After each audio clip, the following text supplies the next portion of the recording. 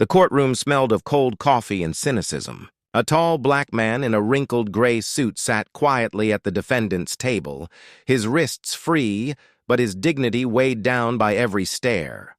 His name was Nathan Cole, though no one bothered to ask. At the back, two police officers whispered and chuckled, their laughter low but sharp enough to cut through the silence. "Looks like another one from the block," Officer Briggs muttered. "Bet he'll cry for leniency before lunch," replied Officer Ramirez, forcing a laugh he didn't quite believe in. The judge entered. Judge Harlan, an older man with weary eyes and the faint arrogance of someone used to control. "All rise," the bailiff barked. Everyone stood him except Nathan. He didn't move. He only looked up and said calmly, "Respect is earned, Your Honor, not demanded." Gasps filled the room. Briggs grinned. "Oh, this one's gonna be fun." Before we dive deeper into story, tell me where are you listening from, and don't forget to subscribe and share because tomorrow, I have got something special for you. The trial began. Nathan Cole stood accused of interfering with a federal investigation, though no one in the room knew the full story. Briggs leaned against the wall, arms crossed. "What kind of idiot tries to tell the FBI how to do its job?" Ramirez frowned. "He doesn't even have a lawyer." Nathan's voice broke the silence. "That's because I don't need one." Judge Harlan adjusted his glasses. "Mr. Cole, this isn't a show. You're facing serious charges. Do you understand the gravity of your situation?" Nathan met his gaze evenly. "Perfectly."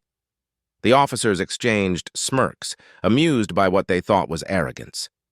The prosecutor began listing accusations, her voice dripping with certainty. Illegal access to restricted files, obstruction of justice, impersonation of a government official. Briggs chuckled. Maybe he thought he was the FBI. Nathan glanced over, his eyes cold and knowing. "Maybe I am." The laughter that followed was loud, cruel, and echoing. The prosecutor placed a USB drive on the table. "Your Honor, this contains classified documents the defendant accessed illegally." Nathan didn't even look at it. "You might want to check your source." The judge frowned. "Mr. Cole, are you claiming this evidence is fabricated?" "I'm saying," Nathan replied calmly, "you've been misled." Briggs muttered under his breath, "Yeah, by your imagination." But something strange happened. When the files were projected on the screen, the courtroom grew silent. Every folder bore the same encryption key. FBI internal case, Blue Justice, Cole authorized. The prosecutor blinked in confusion. "That's impossible," Nathan smiled faintly. "You're right. It is, if I'm not who I say I am." The judge cleared his throat. "Enough of these games. We'll recess for 10 minutes, Briggs whispered. "Recess? More like reset. This guy's unhinged." But Ramirez didn't laugh this time. Something about Nathan's calmness unsettled him. During recess, the officers stood in the hallway near the vending machine. Briggs cracked open a soda can. "Can you believe that guy? Acting like he runs the bureau?" Ramirez hesitated. "What if he does?" Briggs froze mid-sip. "You serious?" Ramirez's voice dropped. "The files had his name on them. What if this is one of those undercover tests?" Briggs scoffed. "He's wearing a $20 tie, kid. FBI directors don't look like that." But even he felt something twist in his gut. When they returned to the courtroom, Nathan was standing now, posture straight, eyes sharper. The judge looked uneasy. "Mr. Cole, before we continue, the court clerk has reported a strange call from Washington." Nathan interrupted softly. "That'll be for me." The phone on the judge's desk began to ring. A chill moved through the room. Judge Harlan lifted the receiver. "This is Judge Harlan. Who's calling?" The voice on the other end was clipped, official, and ice cold. "This is Assistant Director Lewis from the Federal Bureau of Investigation. You're currently holding Director Nathaniel Cole in a public courtroom. Release him immediately." The judge's face drained of color. "Director, what?" Every eye turned to Nathan. He adjusted his tie, expression unreadable. Briggs whispered, "No way." "No freaking way?" Nathan finally spoke, his tone steady. "You see, I've been leading an internal probe. Operation Blue Justice. You were part of the test." The courtroom fell silent. Ruthless laughter turned into trembling breaths. Ramirez whispered. Sir, we didn't know. Nathan looked at him calmly. That's exactly the problem. No one moved. Even the air seemed to stop breathing. Judge Harlan stood frozen, unable to meet Nathan's gaze. Briggs took a slow step back, his hands shaking. Sir, we were just doing your job? Nathan's voice was calm, but it cut like steel. Your job was to serve justice, not humiliate it. He walked toward the bench, every step echoing through the hall. Then he leaned slightly toward the judge and said quietly, What happens next will be remembered. 2 agents entered the courtroom, flashing FBI credentials. They saluted Nathan without a word. The once mocked defendant now walked past the men who had laughed at him. The silence was heavier than any sentence. And as Nathan left, Ramirez lowered his head, whispering the truth none of them could ignore. We didn't see his badge, because we never looked past his skin. As Nathan stepped toward the exit, the 2 FBI agents flanked him. Director awaiting your order, sir. The courtroom gasped. Judge Harlan gripped the bench as if steadying himself from an earthquake. Nathan turned slowly toward the officers who had mocked him minutes ago. Bring in the files, he said calmly. One agent opened a black briefcase and began placing folders on the judge's desk, each stamped, Confidential Internal Corruption Investigation. Briggs's smirk vanished. What is this? Nathan's eyes locked on him. Evidence. Against you. A cold sweat broke across Briggs's forehead. Ramirez whispered, Sir, this can't be real. It's as real as your own badge number, Nathan replied, his voice quiet but lethal. The cameras in the courtroom blinked red. Everything was being recorded. Nathan opened one of the folders, revealing photos and signed reports. Sergeant Briggs, he began, 2 months ago you falsified an arrest report. A civilian was injured during your so-called routine stop. Briggs took a shaky step back. That's classified. Nathan didn't blink. I classified it. The words hung heavy in the air. He flipped another page. Officer Ramirez, you filed a complaint about that same incident. Your report disappeared, didn't it? Ramirez looked stunned. Yes. I thought Internal Affairs is the Bureau. And I'm the Bureau, Nathan said. A murmur rippled through the courtroom, disbelief turning into awe. Judge Harlan's voice trembled. You came here as a defendant? Nathan looked at him. No, I came here as a mirror. The courtroom door opened again. More agents entered, carrying sealed evidence boxes. Every officer in the room began to pale. Nathan gestured toward Briggs. You laughed when you saw me, didn't you? You saw a man, not the badge. You saw color, not character.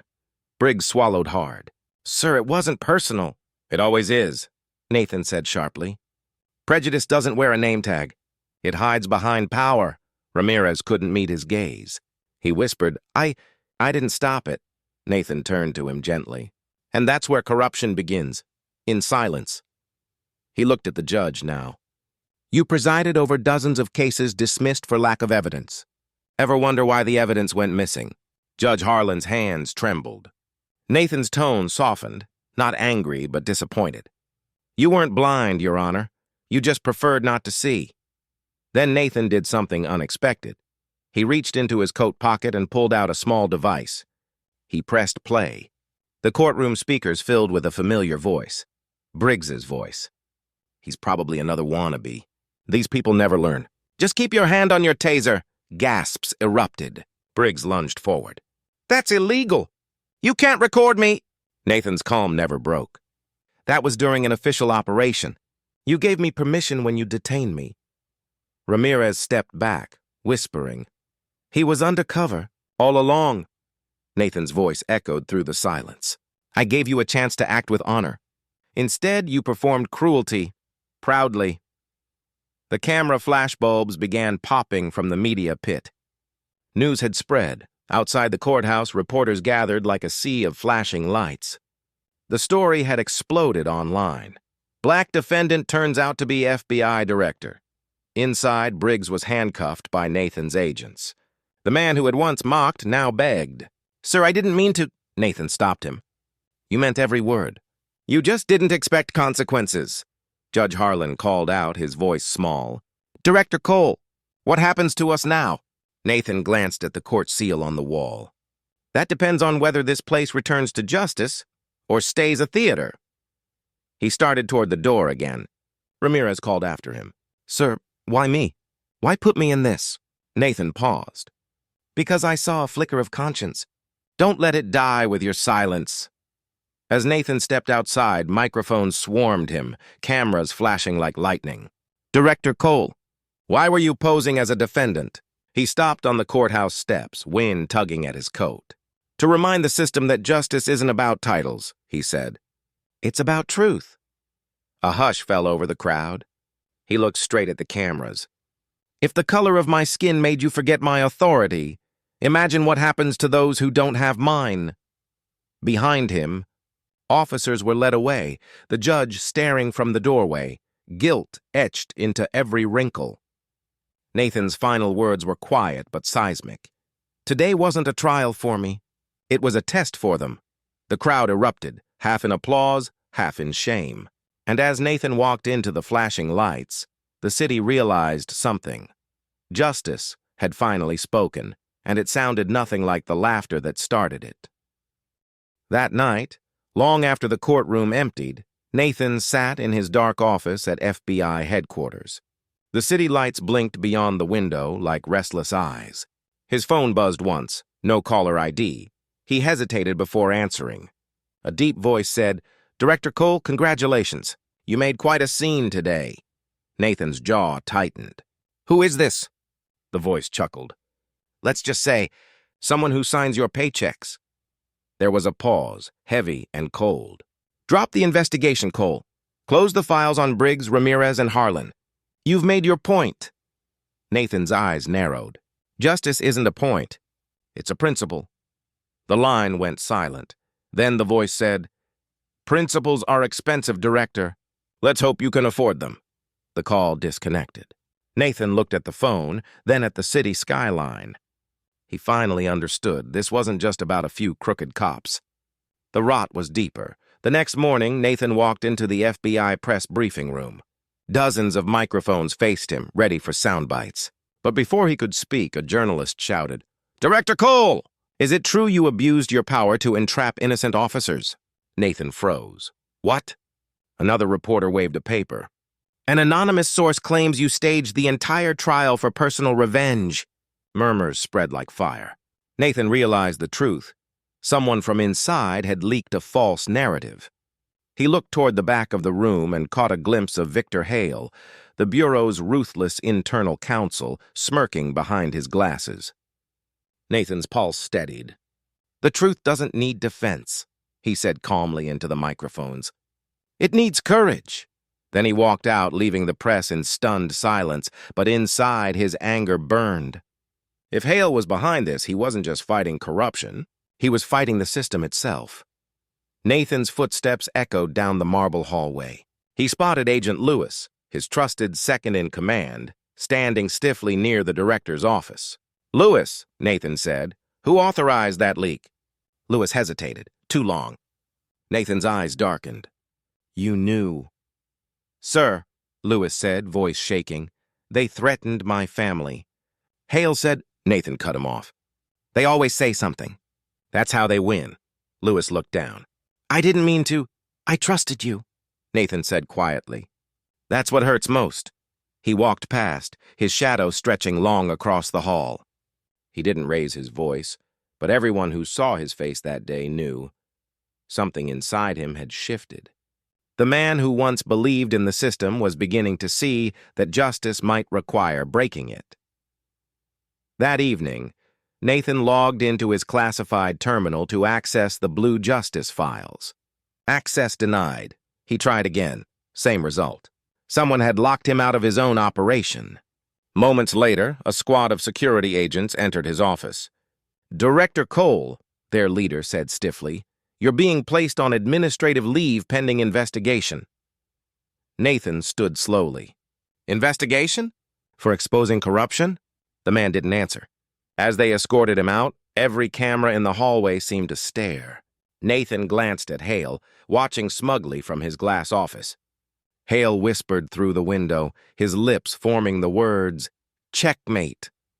But as Nathan passed, he whispered back under his breath, "The game's not over." In his pocket, he still had one encrypted drive, the original copy of Blue Justice. Nathan hid the encrypted drive in an unlikely place. Inside a small wooden toy airplane that sat on his desk, a gift from his late father. As security escorted him out, he subtly placed the toy into his coat pocket. Outside, he met a familiar face waiting near the steps, Ramirez. The young officer, now suspended, stood with tears in his eyes. "Sir, they're destroying everything you worked for." Nathan smiled faintly. "They can't destroy truth, only delay it." He handed Ramirez the toy airplane. "Keep this safe. When the time comes, open it." Ramirez looked confused. "Sir, what's inside?" "Proof," Nathan said, "and a choice." Then he turned and walked away, disappearing into the gray rain that began to fall, as if the sky itself bowed to his burden. 2 nights later, Nathan's home alarm blared. He moved silently through the dark, gun drawn, heart steady. Through the window, he saw 2 shadows breaking into his study. He waited until they reached his desk, then flicked on the lights. "Looking for this?" Nathan said, holding up an empty drawer. The intruders froze. Behind them, a red laser dot appeared on each of their chests. From the darkness outside, voices shouted, "FBI! Drop your weapons!" Nathan smiled grimly. The intruders weren't burglars. They were Hale's men, caught in their own trap. As they were cuffed, Nathan looked out into the rain. He whispered, "You tried to silence me, but you just proved my case." Thunder rolled, echoing the fury of a man betrayed by his own system, yet still unwilling to surrender to it. Nathan and Ramirez meet in a cramped safe house. The city lights a distant, uneasy glow through rain-streaked windows. Nathan slides the tiny wooden toy airplane across the table. Ramirez opens it with hands that tremble. Inside is the encrypted drive, Blue Justice's full copy, recordings, bank transfers, signed memos, phone logs, names that point far up the chain. The room smells of coffee and fear. Nathan's voice is low but urgent. "We go live at dawn. We don't leak a piece. We show it all." Marcus Dean, the journalist ally, rigs a secure live stream with Evelyn-like precision. But this is riskier. If Hale's allies interrupt the signal, they'll be silenced and discredited. As night erodes, they start the upload. Progress bars crawl like heartbeats. Halfway through, the feed spikes, an attempt to jam the connection. Alarms blink on Marcus's laptop. Ramirez's phone rings with a blocked number. Outside, tires crunch on gravel. Nathan looks at Ramirez and says, "Finish it." He steps to the door as shadowed figures move in the rain, and that moment feels like destiny balancing on a knife. The live feed starts broadcasting. Names flash. Documents reveal, the ledger of corruption unfurls across millions of screens. For seconds, it goes perfectly. Then everything cuts. The screen dies mid-sentence. Marcus curses. The room freezes. Hale's men have found the server farm and ordered it shut. Panic tastes like iron. Nathan doesn't panic. He pulls a second plan from his sleeve, a prearranged chain of small outlets and allied reporters already holding copies. He instructs Ramirez to make a run for a metro drop while he distracts the intruders. The chase is brutal. Rain-slick alleys, a brief scuffle, a smashed taillight, a breath where Ramirez thinks he's lost it all. But the copies reach the network. The blackout lasts only minutes, but those minutes are holy. In those gaps, independent outlets stitch the story back together, and the truth appears on dozens of screens simultaneously. The interruption becomes the story's steroid. Attempted censorship only proves how damning the evidence is. Morning breaks like an alarm. The country wakes to a tidal wave of evidence. Videos of illegal detentions, deposit slips to shell companies, audio of judges being bribed, lists of phone calls tying high-ranking officials to cover-ups. Capitol Hill lights up with calls. Overnight, senators demand briefings. The Attorney General orders an emergency inquiry. Hale's name is shouted by anchors. His office doors are surrounded by cameras within hours. Inside the bureau, loyalists scramble to contain the damage, but the story is already bigger than any PR firm. Nathan watches the cascade with a calm that masks exhaustion and grief. He knows exposing truth hurts people in small ways, reputations ruined, families humiliated, but he also knows some wounds must be opened to heal. He walks into the press room and speaks simply, "We will follow every lead. We will not protect the guilty." The line is short. It trembles through the nation. People feel it. A system promising to remember what justice means. Power fights back. Hale's allies in high places try to spin the narrative, claiming leaks, national security risks, and the danger of unauthorized disclosures. Some television hosts claim Nathan overstepped his bounds. The white-hot anger of those whose empires are crumbling fuels a campaign to discredit the evidence. A smear operation targets Ramirez, accusing him of being an opportunist. Old media clips are resurrected to paint Nathan as reckless. But the evidence is documentary. Paper trails, recorded calls, bank transfers. More than that, rank-and-file officers who once looked away step forward with corroboration. Agent Lewis, publicly criticized earlier, now appears in televised testimony admitting he had wavered, but ultimately brought forward files to Nathan in secret. It's messy and raw, testimonies, depositions, leaked phone logs. The public debate is feverish, part catharsis, part fury, but the momentum has shifted. The betrayers scramble, and the system trembles. Indictments follow. Briggs, Harlan, and multiple officers and officials are charged. Hale is arrested in a dramatic pre-dawn scene at his private club, cuffed amid chandeliers and spilled whiskey. The trials are long, televised in parts, each hearing revealing new shards of truth. In the courtroom, witnesses sob and rage. Nathan testifies not as an avenger, but as a steward of truth, laying out a painstaking mosaic of corruption. The judge reading the charges looks older by the week. Some defendants beg for deals, others sputter denial. The public watches justice grind, sometimes frustratingly slow, sometimes astonishingly decisive. In a quieter moment between hearings, Nathan meets Ramirez in the hallway. The young officer's eyes are hollow and steadier now. He's been sworn in as part of a new internal affairs team. Nathan puts a hand on his shoulder. "You did what scared you," he says. That's how things change. Exposing rot brings consequences beyond jails and courtrooms. Politicians call for purge and reform. Budget lines shift. A presidential commission forms to overhaul oversight.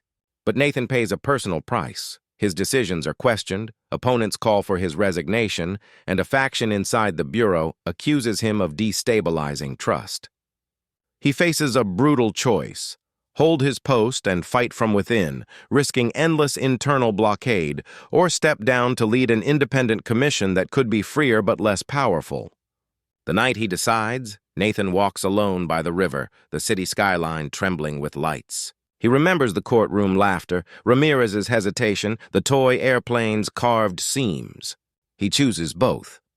He stays as director long enough to appoint a transition team led by Ramirez and Agent Lewis, then announces he will chair the independent commission for a set term, a move that both confounds his enemies and anchors reform. The choice confers power and relinquishes it in the same breath, humility as strategy. Months later, hearings conclude and convictions are handed down. Offices change names and faces. Internal protocols are rewritten. The Bureau releases a public report named Blue Justice Reborn, recommending structural oversight and civilian review boards, better whistleblower protections, and transparent case tracking. Ramirez leads a revitalized internal affairs unit. Agent Lewis becomes liaison to community coalitions. In a final public scene, Nathan stands before a mixed crowd of agents, surviving victims and citizens. He doesn't triumphalize. He acknowledges how easy it is to mistake authority for truth. "We laughed once," he says, voice steady, "and it cost us our soul. We will not let that happen again." He unveils a small exhibit, the wooden toy airplane, now preserved under glass, as a symbol, the thing that carried the truth when men couldn't. The story ends not in vengeance, but in continued vigilance, a messy, hopeful new mirror for power. People leave with a sense that change is possible, not inevitable, a task that requires each of them, of every color and rank, to keep looking beyond appearances.